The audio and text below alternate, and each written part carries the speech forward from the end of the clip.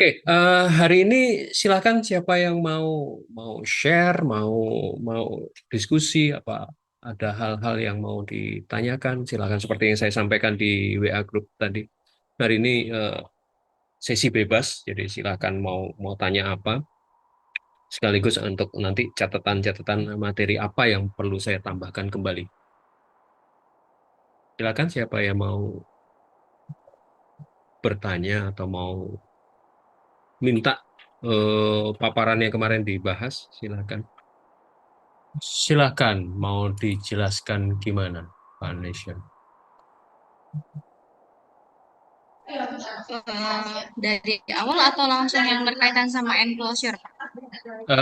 Silakan dari awal boleh, berkaitan dengan enclosure boleh, terkait dengan eh, tipologi. Penasaran aja soalnya. Oke, mungkin dari awal aja ya, Pak. Yap. Oh ya, baik. Mungkin saya mulai dari latar belakang dulu ya, Pak. Hmm. Latar belakang saya mengambil vertical housing ini pertama karena saya ngerasa kayak di area Palembang itu, khususnya di pusat kota itu, masih terdapat permukiman penduduk yang memiliki kepadatan penduduk penduduk yang tinggi gitu dan karena faktor kekumuhannya juga tinggi gitu. Jadi saya berinisiatif punya keinginan untuk bikin hunian yang lebih nyaman. Nah, di mana kalau di area seperti itu tuh biasanya penyebab kepadatan permukiman itu terjadi karena keterbatasan lahan juga. Jadi mereka itu membuat hunian sehingga itu membantu menyebabkan kekumuhan yang tinggi.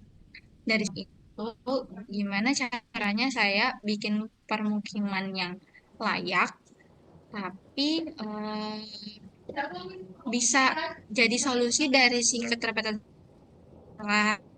saya ini. Jadi akhirnya saya kalau vertikal housing itu seperti kita ketahui sendiri karena namanya vertikal itu naik ke atas gitu kan. Karena kenapa bikin vertikal? Kalau saya bikin menapak, eh, kan tahu sendiri kalau menapak itu kan butuh lahan yang luas untuk terbangunnya bangunan itu. Jadi nggak mungkin dong untuk dibikin menapak. Jadi saya bikinnya vertikal housing.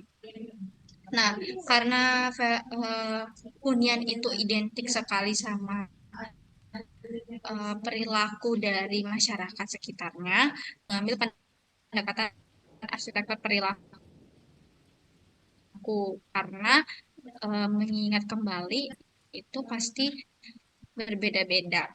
Nah, khususnya untuk di area site yang saya pilih ini itu khusus tersendiri gitu. Kalau di set saya ini kebetulan Pak, saya ambilnya di Lorong Saudagar Rincing, di mana itu eh, terkenalnya dengan Kampung Anyaman, sehingga di sana itu perilaku masyarakatnya itu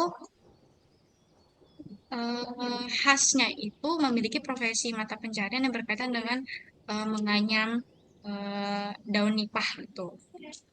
Nah, jadi di situ saya eh, jadikan sebagai pendekatan terhadap desain saya. Gimana caranya si perilaku itu, si desain yang saya mau desain itu dapat beradaptasi dengan perilaku masyarakat sekitar. Lalu pendekatan selanjutnya itu yang berbasis green building itu saya gunakan sebagai bentuk dari kan permukiman yang notabene hunian itu kan membutuhkan energi yang semakin besar gitu Pak. Lalu saya coba lihat-lihat lagi untuk konsep arsitektur apa yang dia itu erat kaitannya dengan kegiatan manusia sehingga saya tertariknya itu ke green building karena di di green building itu sendiri punya konsep yang gimana ya Pak yang kayak bisa mengolah aktivitas-aktivitas yang berkaitan eh, yang berkaitan dengan kegiatan-kegiatan itu agar efisien terhadap desain bangunan gitu. Jadi saya mengkaitkannya sama green building. Selanjutnya itu kalau untuk analisis yang berpengaruh itu saya itu fungsional dan spasial fungsional spasial sama kontekstual. Kenapa saya lebih berkaitannya ke situ? Karena pertama tadi kan saya fungsionalnya itu hunian. Hunian itu kegiatan di bangunan saya ini kan bermacam-macam karena perilaku masyarakat di permukiman itu juga bermacam-macam. Lalu karena saya mengambil pendekatan yang arsitektur perilaku juga, maka eh, kegiatan itu harusnya menjadi sebuah highlight utama gitu kan. Jadi eh, semua kegiatan itu harus terwadahi dalam desain saya. Kegiatan itu juga kayak mempengaruhi kebutuhan ukuran agar bangunan saya itu eh, memiliki ukuran yang layak sesuai fungsi huniannya. Lalu untuk kontekstual, saya ngerasa kalau di kontekstual itu erat kaitannya sama green building karena salah satu poin poin dari aspek green building itu ada pemanfaatan lahan, di mana memang dari analisis kontekstual itu sendiri kita ketahui kan ada poin-poinnya lagi Pak seperti sirkulasi, lalu ada em, faktor fisik alam, di mana faktor fisik alam itu kalau di green building kan erat kaitannya juga dengan konsep yang ramah lingkungan, sehingga eh, pemanfaatan yang berkaitan dengan kegiatan manusia itu eh, bisa balance gitu Pak sama lingkungan sekitar. Lalu untuk studi presidennya sendiri itu saya pakai kampung susun akuarium dan kampung susun kunir untuk yang ada di Indonesia. Lalu itu ada satu lagi itu kampung Admiralty, itu ada di Singapura, tapi untuk yang tipologi yang berkaitan sama kegiatan perilaku masyarakat itu saya ambil yang susun akuarium sama susun kunir. Sedangkan untuk kampung Admiralty itu saya ambil untuk konsep green buildingnya. Mungkin itu aja Pak.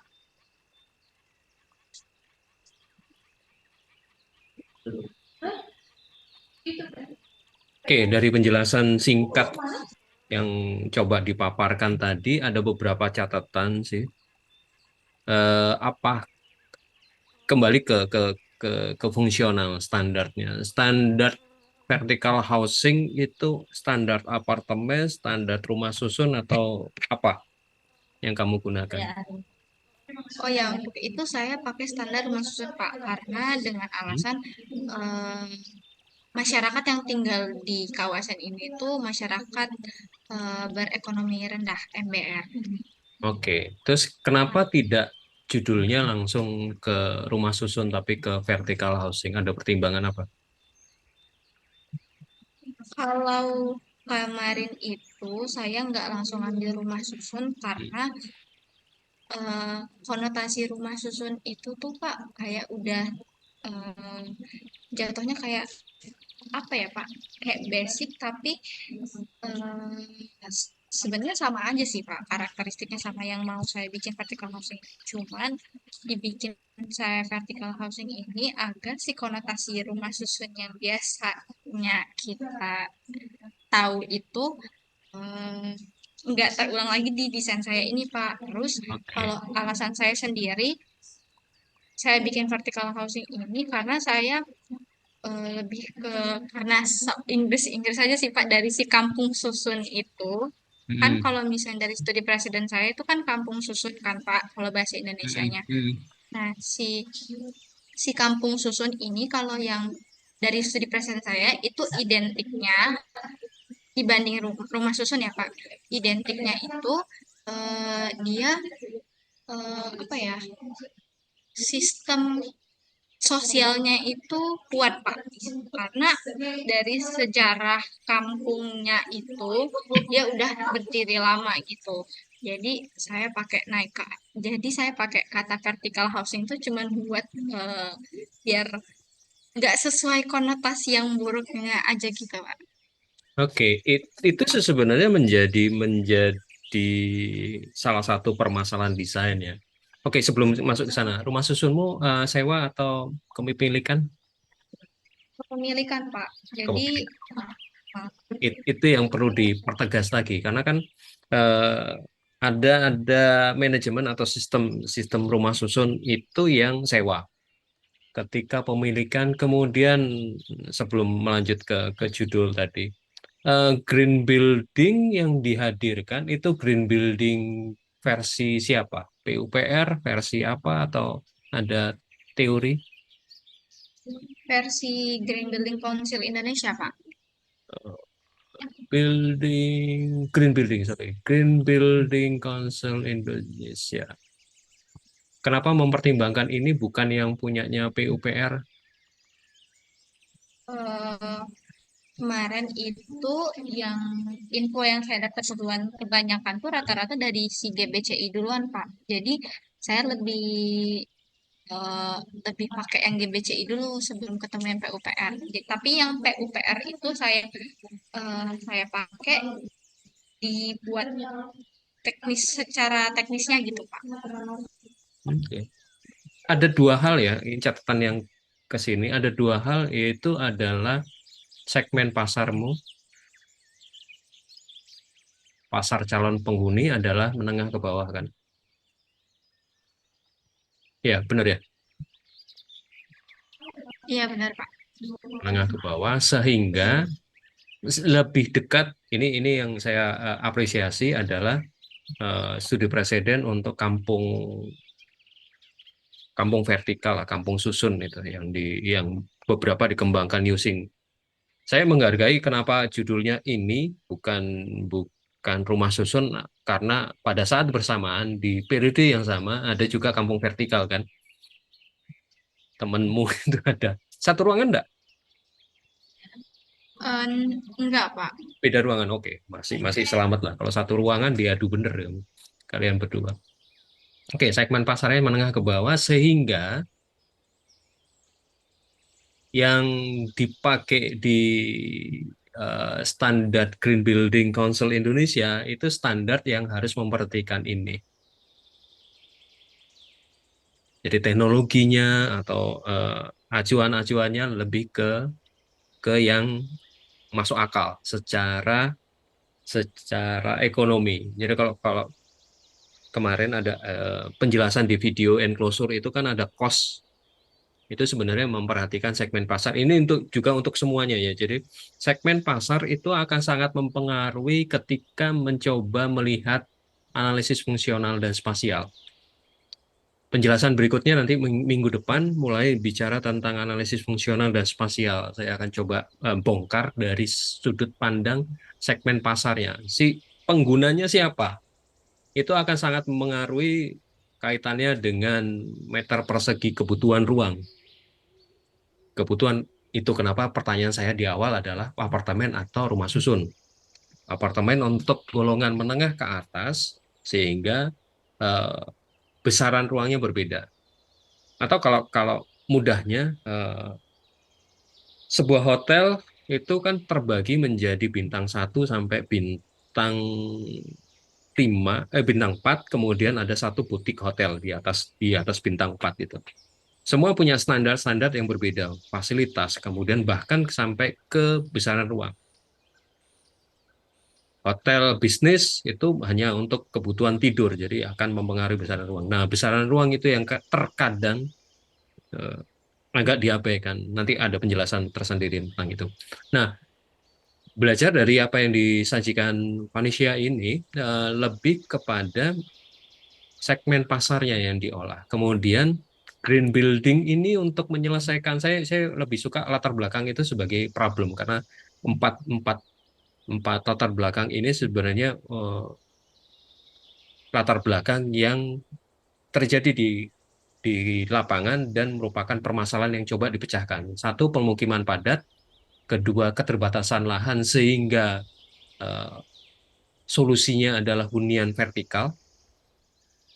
Kemudian kebutuhan masyarakat kebiasaan Brunei juga masih berkaitan dengan hunian, tapi ini sebenarnya tergabung di dalam tiga ini tergabung di nomor satu.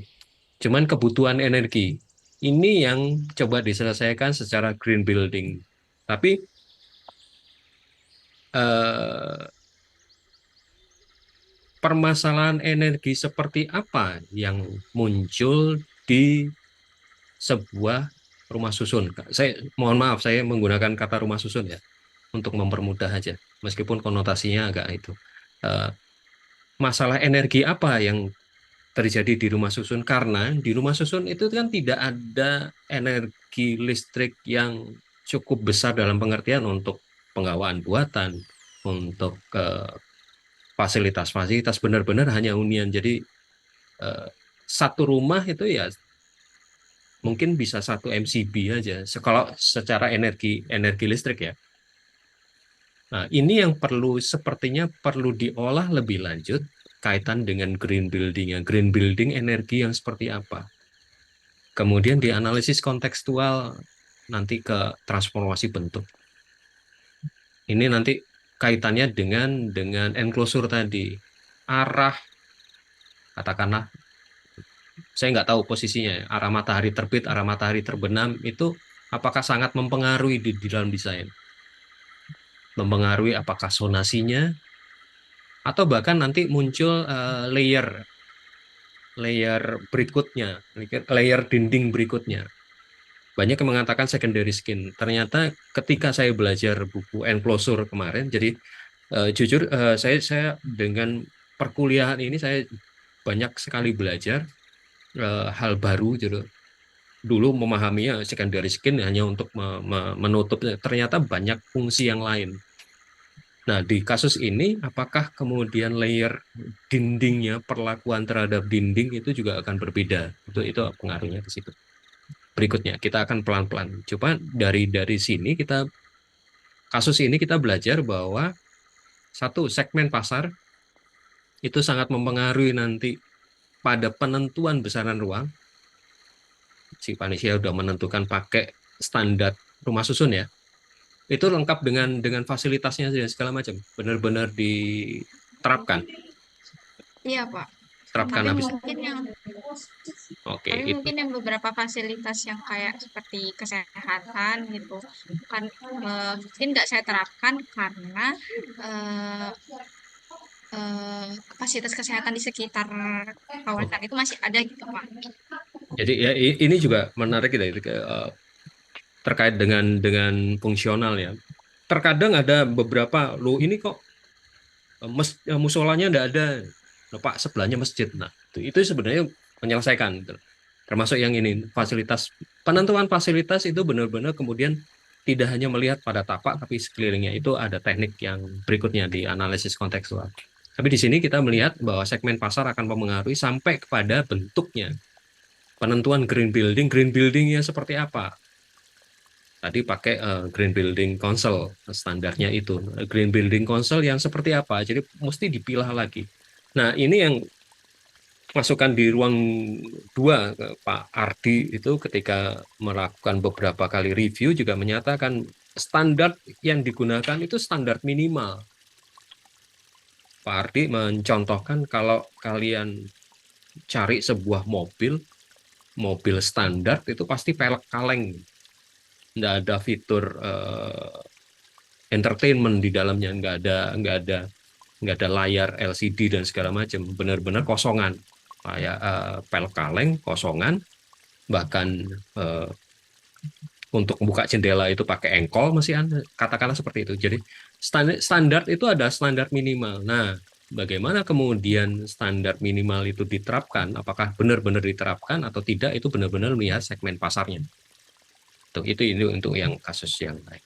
Begitu. Nanti ini dari catatan punya rumah susun ini atau kemudian nanti kampung vertikal kalau mahasiswanya sudah hadir kita kita bongkar kampung vertikal itu adalah belajar segmen pasar yang kemudian akan mempengaruhi fungsional.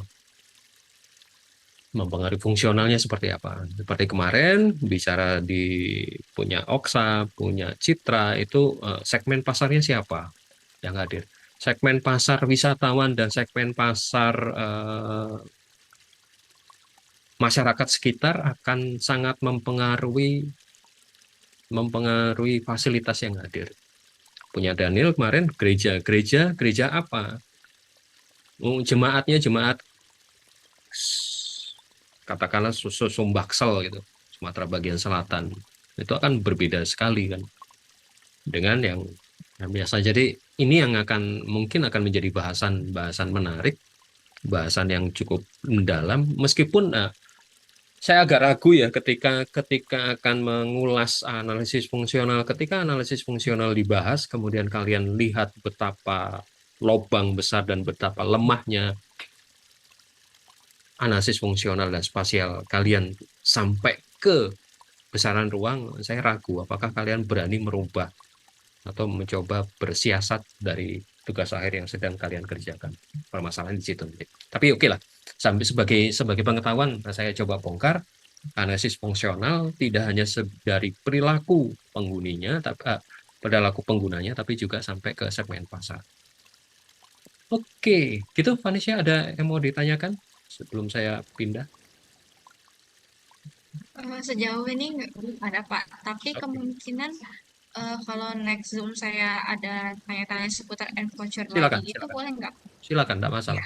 Jadi ya, gini, sistemnya saya dari awal itu mencoba meraba-raba sistemnya atau metode pembelajarannya seperti apa. Kayaknya akan modelnya akan ada diskusi, kemudian ada materi yang lepas materinya. Jadi ketika Zoom itu tidak membahas perkuliahan atau membahas materi, materi akan saya lepas dari pertemuan diskusi ini, kemudian dibikin video pendek, nggak pendek sih kemarin 45 menit, eh, dibikin video, kalian bisa saksikan, kemudian coba terapkan, dan setiap pertemuan Zoom itu nanti eh, lebih kepada diskusi, gitu ceritanya. Jadi ketika diskusi apapun materinya bisa bisa tidak mengikuti materi dari eh, materi teoretik, begitu ya.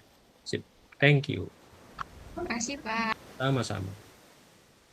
Clear all. Stop share. Kemudian yang kampung vertikal udah hadir? Belum ya? Oke. Kemudian yang menarik lagi terkait dengan pendidikan. Ini mungkin akan juga sama kasusnya. Putri, numpang juga nggak apa-apa lah, ya. Nggak harus sendirian. Numpang ini di studio kan bisa saling numpang. Oke, Pak. Halo. Ya, siap. Nggak apa-apa, backsound itu biarlah. Ya, namanya di studio mau diapain, pasti rame. Silakan, Put. Hmm, jadi di sini aku ngambil konsep dari presidennya sih, dari jadi apa? Buat ruang terbuka, privasi sama yang lebih ke kenyamanan di apa? Zonasi pada ruang di dalam bangunannya. Karena eh, dari pendekatan arsitektur sama arsitektur perilakunya itu jadi berpengaruhnya nanti ke zonasi-zonasi ruangnya aja Hmm. gitu, jadi di dalam bangunannya pakai penggunaan material dan lain-lainnya juga sih Pak. Oke, dalam prosesnya ada kesulitan di sisi yang mana, Put? Sambil saya belajar ini, mempelajari dulu. Hmm, Kesulitannya di mana? di zonasi ruangnya sih Pak, di layout ruangnya. Mhm. Jadi Mhm. kemarin sempat banyak berubah juga untuk nyesuaiin gimana. Ini targetnya udah jelas umur 0 sampai 10 tahun. Umur 0 sampai 10 tahun berarti sudah sekolah. Hmm, Ya, sekolah kan ya. Umur 7 kan iya. udah sekolah ya. Alasannya kenapa pakai 10? Itu lupa sih Pak, itu dari 5 udah diganti jadi dari 5 sampai 10 tahun. 5 sampai 10 tahun. Oke. 5 sampai 10 tahun itu tambah permasalahannya kalau dari sudut pandang saya ya. Itu kan sudah prasekolah jadi TK sampai ke SD kelas 4. 4 atau 3? 3, 3, kelas 3. Itu gimana sistemnya jadinya? Apakah dia di luar sekolah tersebut atau gimana? Ya, dia di luar sekolah itu sih Pak. Tapi nanti Hmm? di situ juga tetap ada kayak pendidikan formalnya, tapi bukan kayak sekolah, lebih ke eh, mengasah kreativitas buat sensorik sama motorik halus kasarnya mereka aja, bukan yang formal sekolah gitu. Oke. Penentuan umurnya ya saya agak ragu karena ya kebetulan eh, kami baru baru dapat dapat berkah anak gitu loh. Jadi umur 1 tahun setengah. Jujur di Palembang sangat sangat kurang sekali tempat-tempat untuk tumbuh kembang anak di bawah eh, playgroup. Gitu. Oh di playgroup banyak banget, PAUD banyak banget yang sudah bagus. Nah itu yang jadi pertanyaan saya justru penentuan 5 sampai 10 karena sudah aktivitasnya sudah banyak di sekolah. Apalagi di SD itu juga. SD sekarang saya nggak tahu ya perkembangan terakhir, tapi cukup cukup SD-nya bahkan sampai sekitar jam 1 jam 2 itu terus kemudian fasilitasmu mewadai di sisi yang mana itu yang perlu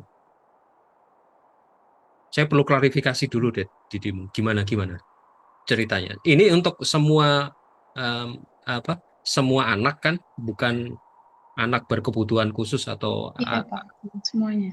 untuk semua kan nah itu logiknya gimana apalagi ditentukan 5 sampai 10 itu berarti sudah usia-usia yang bisa apa ya bisa sekolah lah katakanlah itu gimana kan belum clear itu tadi penjelasannya jadi setelah pulang sekolah atau gimana gimana pun Eh, jadi kemarin kemarin itu waktu 0 sampai 10 tahun kan sempat Mm-mm. ditanya juga sama Pak Anjuma, itu nanti gimana pembagiannya, apakah anak yang 0 tahun yang masih balita itu apakah bisa gabung sama yang udah besar atau gimana. Mm-mm. Jadi Mm-mm. kemarin setelah ASIS tuh baru diubah lagi jadi 5 sampai 10 jadi nggak terlalu susah nanti pembagiannya.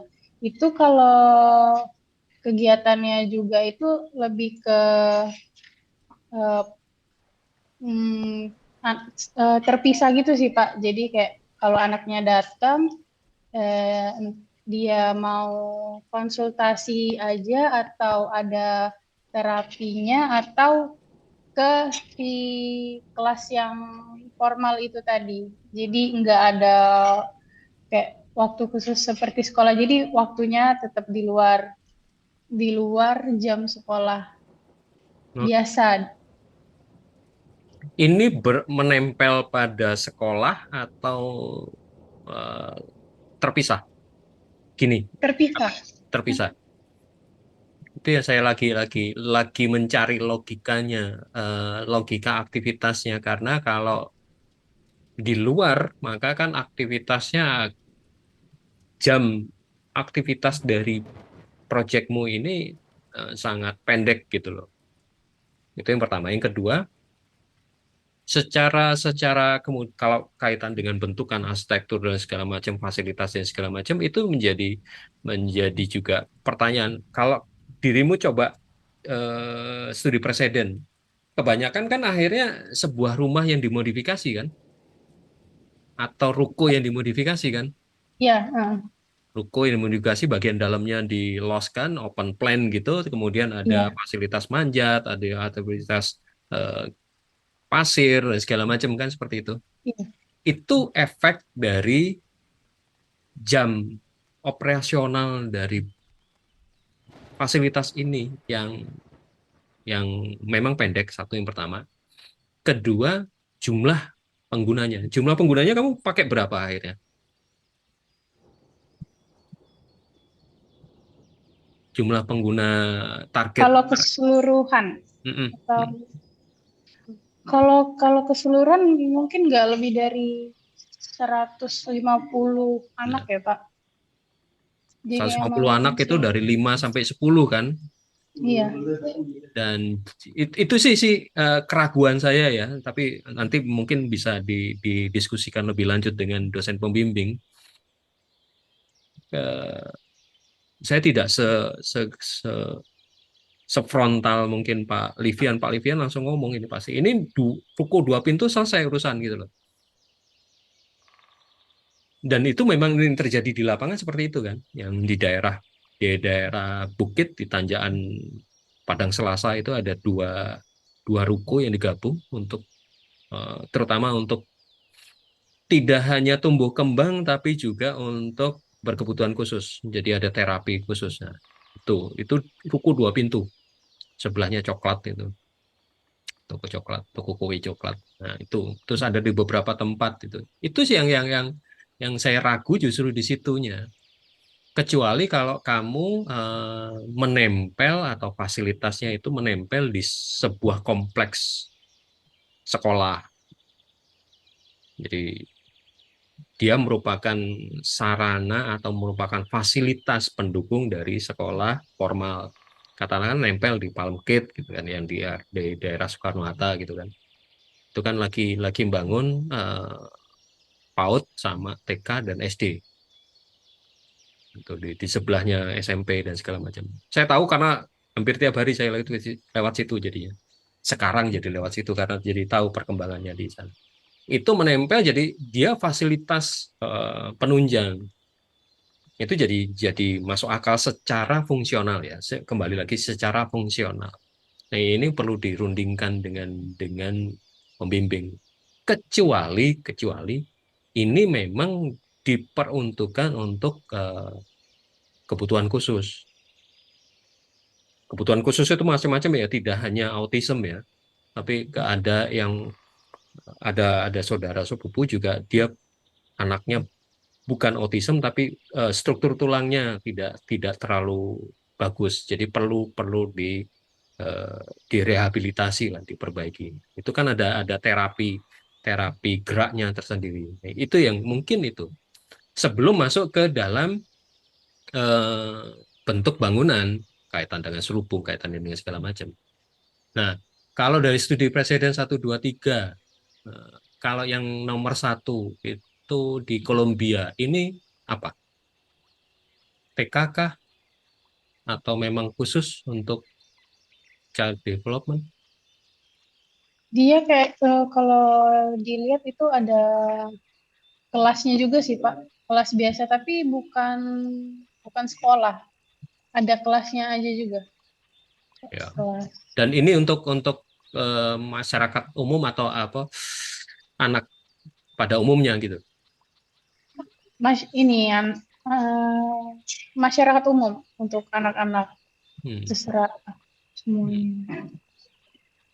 Karena yang paling paling terlihat terlihat secara bentukan arsitektural ini cukup cukup besar dan cukup proper dan menarik itu yang nomor 1. Yang nomor 2 dan 3 itu rumah yang dimodifikasi. Di Jepang ada sebuah TK yang menarik yang bentuknya lingkaran gitu dan dia open plan. Tapi itu TK gitu, bukan kaitannya tumbuh kembang anak. Itu yang mungkin perlu menjadi pertimbangan ya. Karena seperti dirimu sampaikan, pembagian zonasi bolak-balik berubah. Kenapa hal itu terjadi? Karena itu satu, kembali lagi segmen pasar penggunanya. Si penggunanya itu kamu belum mendefinisikan secara jelas dan tepat. Pertanyaan saya itu tadi, apakah ini sekolah atau bukan? Saya yakin yang nomor 1 itu plus sekolah gitu loh. Ya kan plus sekolah formal gitu. Cuman sekolah formal ada fasilitas untuk tumbuh kembang. Jadi sekaligus gitu. Berani nggak kira-kira kamu ini oke dijadikan pusat tumbuh kembang anak, plus juga memang kindergarten dari PAUD sampai ke TK, TKB, TKA gitu. Sebelum sekolah dasar. Secara range umur mungkin agak turun ya. Jadi sekitar umur 3 sampai umur 6. Tapi pangsa pasarnya jelas. PAUD itu juga tumbuh kembang. Sebenarnya PAUD itu kan tumbuh kembang gitu loh. Kalau kamu bongkar ya, aturannya segala macam. Itu kan untuk mengakomodasi atau beraktivitas untuk menjaga tumbuh kembang anak sebelum dia sekolah formal. Silakan didiskusikan dengan dosen pembimbing gitu loh, karena mungkin secara jumlah tidak banyak berubah, tapi range umurnya dimampatkan. Kalau 5 sampai 10 berarti kan 5 tahun.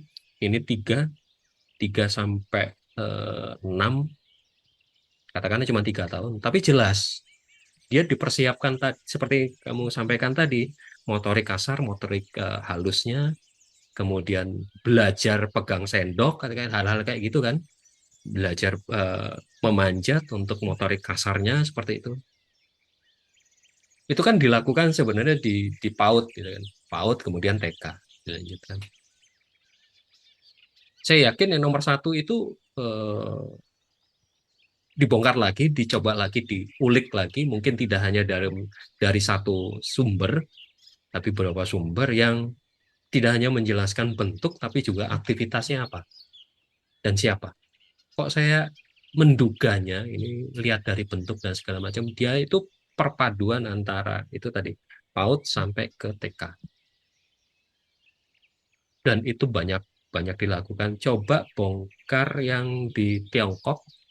Saya di Jepang kenapa modelnya seperti itu? Satu, masyarakat Jepang sekarang atau negara Jepang itu mulai krisis anak. Jadi di mana-mana fasilitas yang terkait dengan anak itu mulai tutup karena jumlah anak sangat berkurang. Nah, di Tiongkok atau di eh, Amerika Latin itu sangat berkembang, baik secara arsitekturnya maupun secara kebutuhan kalau terkait dengan anak-anak. Ya, tuh. Nah ini kan kalau di Jepang konsep homey lah, memang rumah masalahnya ini. Ini rumah dimodifikasi. Sekelilingnya perumahan ini. Ya, oke. Makin jelas gitu loh. Ya, gitu sih. Supaya apa ya? Supaya kamu tidak berkutat di zonasi nggak selesai-selesai. Karena ya itu mendefinisikan ini kembali lagi memperkuat eh, bahwa segmen pasar itu mesti sangat-sangat detail dan sangat jelas siapa dan bagaimana dia berlaku. Oke, gitu Putri. Oke. Ada yang ditanyakan? Belum ada sih, Pak. Udah puyang duluan ya. Oke, thank you. Stop share. Stop share-nya di mana?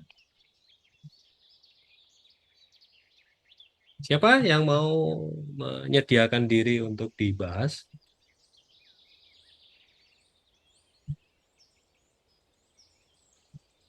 Kalau bimbingan saya udah habis duluan kemarin. Nanti ya. Udah evaluasi dengan Pak Iwan.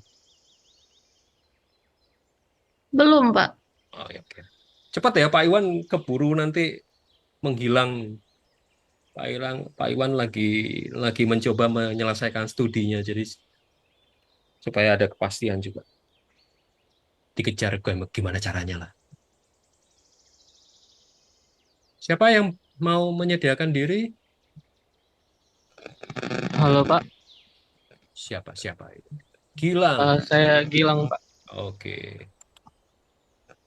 Pusat perbelanjaan di Kota Palembang ini yang di itu ya jadinya yang di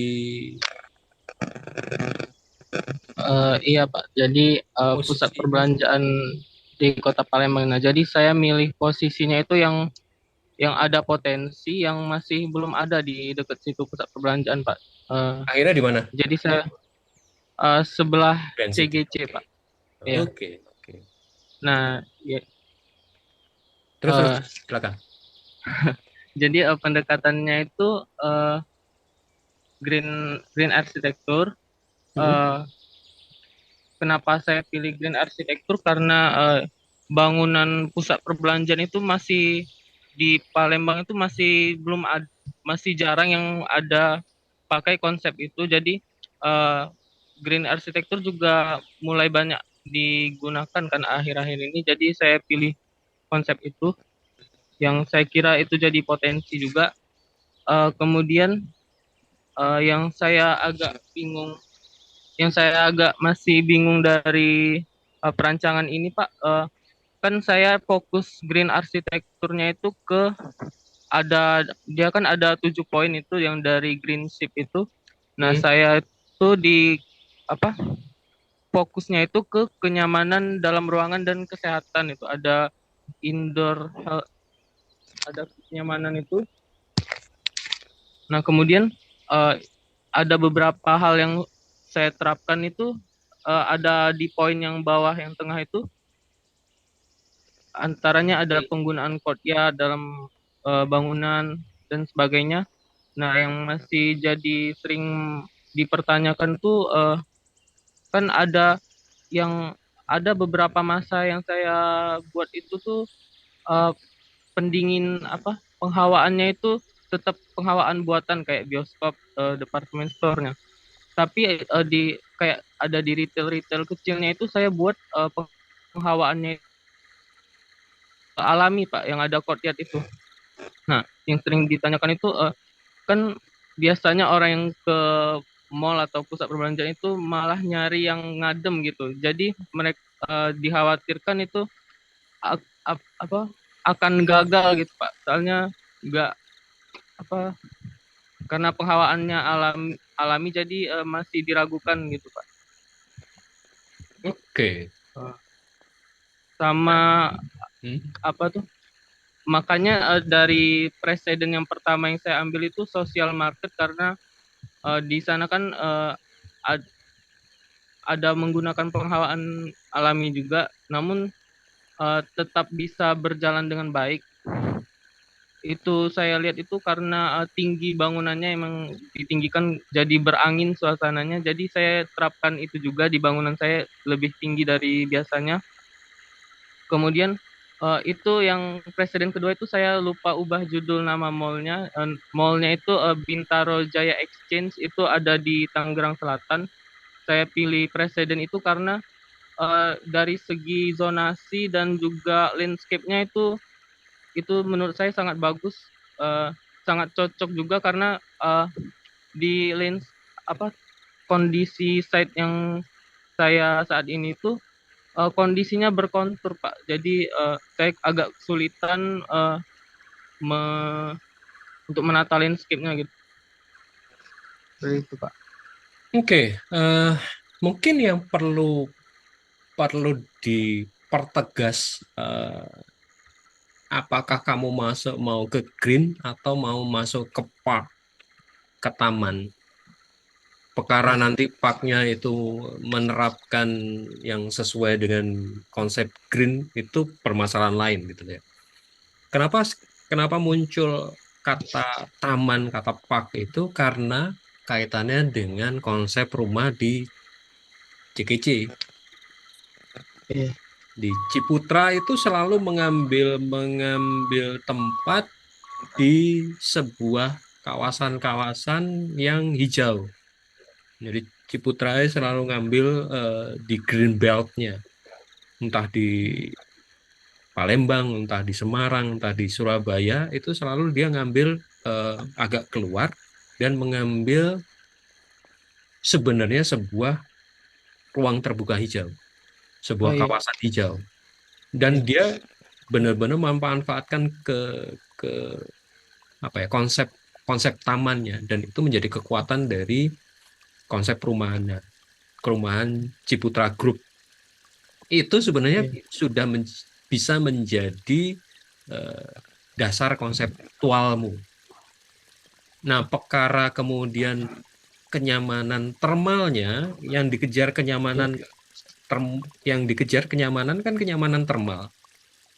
Ini saya stop share dulu yang ini, kemudian ini kayaknya tidak bisa masuk YouTube, tapi oke, nanti saya potong. Oke. Ini Cihampelas yang modelnya walking street mall gitu. Bisa seperti ini, dia terbuka kan. Kemudian ada beberapa ruangan khusus yang mungkin ada pengawaan pembuatannya, mau nggak mau, namanya bioskop kok, namanya bioskop. Tapi dari sini kan terlihat bahwa bagaimana ruang terbuka hijau, kemudian tenan-tenan, kemudian jualan mallnya itu tetap berjalan. Pemilihan studi Presidenmu sedikit tepat. Soma dengan konsep rumah panggung cukup berhasil gitu kan. Dia di bagian bawah benar-benar terbuka, kemudian beberapa tenan memang tertutup pakai penggawaan buatan. Kemudian yang di Bintaro Exchange kebetulan pernah ke situ juga. Jadi memang modelnya kan hampir seperti yang di Ciamplas ini. Jadi modelnya memang sebuah, ada yang tertutup seperti yang di atas ini, di lantai atas kan tertutup memang untuk mallnya, ada penggawaan buatan, tapi kemudian ada tamannya. Nah, ini juga ada yang terbuka kelihatan. Kalau banyak sih sekarang pengembangannya yang model-model taman seperti ini, kayak seperti yang di PIK itu kan terbuka banget.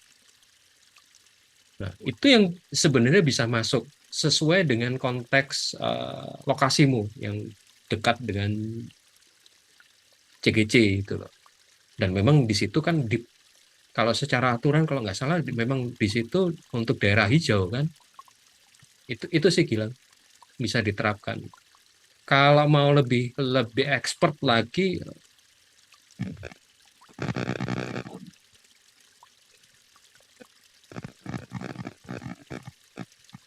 sorry, tiba-tiba putus. Jadi kalau mau expert mungkin bisa bongkar yang ada di Singapura. Dia bukan lagi green tapi lebih ke biopilik. Nah, kaitan dengan pendekatan green arsitekturmu tadi, saya kembali ke sini dulu. Bisa didiskusikan dengan pembimbing, pendekatannya bukan pakai green arsitektur tapi kontekstual lokasi. Kenapa? Itu supaya kamu lebih luas dalam penerapan, kan dirimu kan kebingungan menerapkan green ini kan ke dalam bangunan. Iya. Kasarannya kan gitu kan. Kenapa kontekstual dan bisa tetap menggunakan prinsip-prinsip green? Karena konteks kawasanmu adalah Citra Grand City. Yang jelas konsepnya adalah konsep taman. Konsep hijaunya yang kuat. Justru bisa masuk dari situ gitu loh.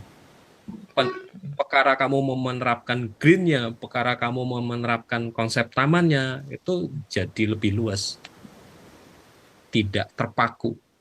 Konsep green, apalagi kemudian seperti tadi punya di awal yang punya Panisya itu tadi, konsep green itu nyaman untuk digunakan di sebuah single building. Jadi tertutup, kemudian efisiensi energi yang bisa dikejar dengan beberapa teknologi, bisa kemudian bukaan juga bisa. Tapi kalau sudah bicara banyak masa, saya menduga bangunanmu akan cukup banyak masa. Itu agak kesulitan. Nggak mungkin ya di Citra Grand City ini kamu menerapkan satu building besar itu secara konseptual, apalagi kemudian ada kontur juga kan. Mungkin ke kontekstual dalam pengertian ya mengadopsi CGC-nya ini. Nah, dari situ bisa ngambil beberapa prinsip green-nya, bisa mengambil konsep tamannya dari JGC, dari masuk ke taman, bisa ke tadi yang Jiwok di Ciamplas, atau juga biopilik yang dikembangkan, yang banyak dikembangkan di Singapura. Ambil beberapa indikator-indikator utama aja. Gitu sih tanggapan saya, Gilang. Baik, Pak. Yep. Akan saya explore lagi, Pak. Terima kasih, Pak. Pembimbingnya Pak Livian ya, mungkin yang dirimu akan sangat bingung karena Pak Livian cukup rigid ya, rigid dalam pengertian indikatornya apa, kemudian bagaimana eksekusi desainnya, kan gitu kan Pak Livian selalu gitu, sesuai dengan potensi beliau di bidang struktur konstruksi, indikator yang mau digunakan apa, kemudian penerapannya itu sih kekasan dari Pak Livian. Ya. Iya, baik Pak. Ya, terima kasih Pak. Sama-sama. Ada lagi yang mau kita diskusi? Udah lumayan 1 jam kita diskusi. Catatan saya dari diskusi ini, satu, ternyata segmen pasar itu sangat mempengaruhi. Kedua, konteks kawasan itu yang akan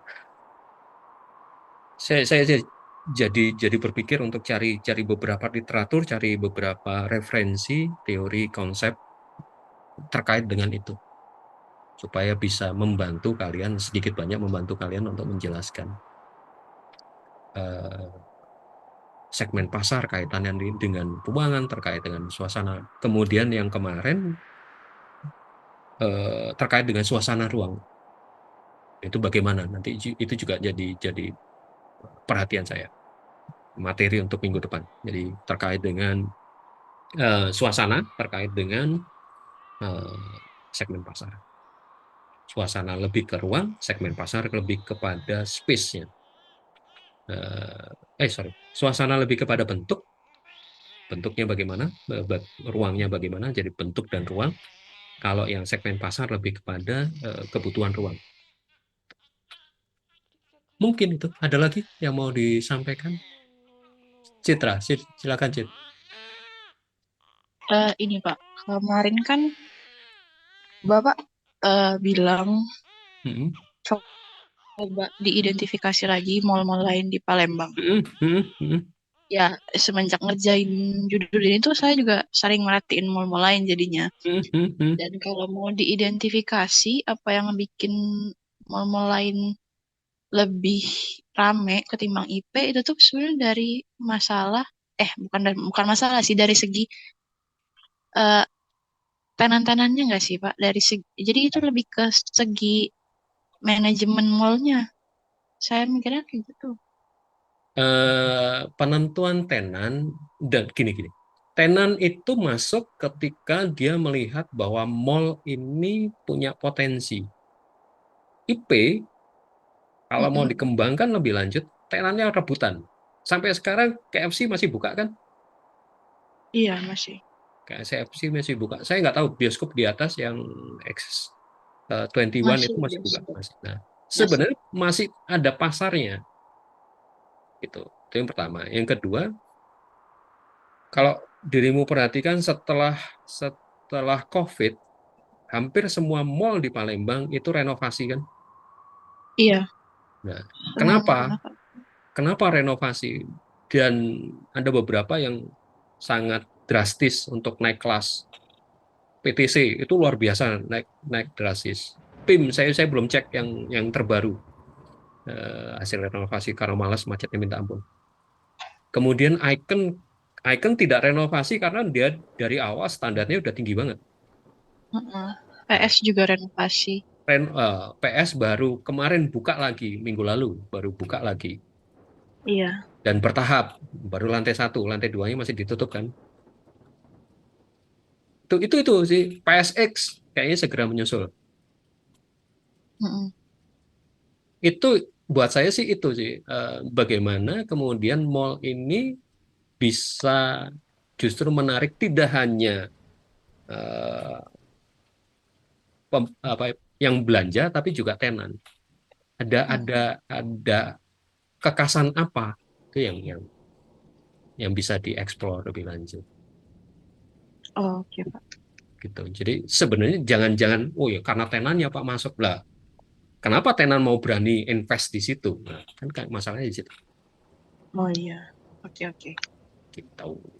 Dan yang luar biasa, PIM itu sampai nutup, ada yang beberapa bagian dia buka, jadi plat lantainya dia buka, ada beberapa bagian yang plat lantainya ditutup, jadi buka tutup gitu.